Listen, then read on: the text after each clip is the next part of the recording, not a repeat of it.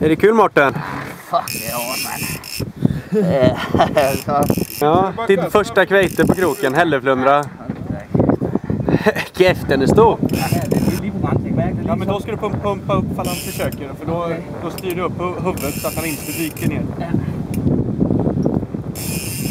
Nu är det viktigt. Ja, kommer den backa dig. Oh, it's coming. Wow.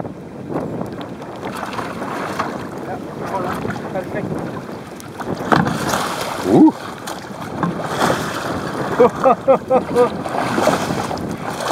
Элефант.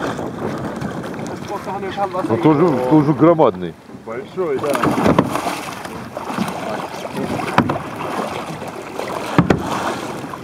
Är en 140.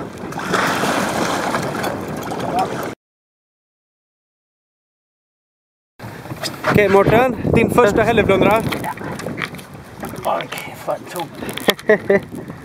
Ja. Så, tar vi bara försiktigt och sen ner med tällen.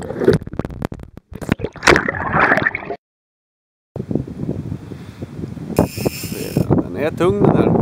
Är den. Yes. Ja, den kan vara ganska fin den här. Den är fin den här. Den är större än din förra. Hur stor var din förra du fick nu förut idag? Första hälleflundran. 42 centimeter. Den här är större, tror jag. Det tror du? Mm. Så arbejde igen. Nordic Safari på Helleflynder-fiskeri ud for Halibut Mountain. Ja. Anden eller tredje store helleflynder i dag. Næst største her på 1,45. Ja, och största på 180, förra på 100.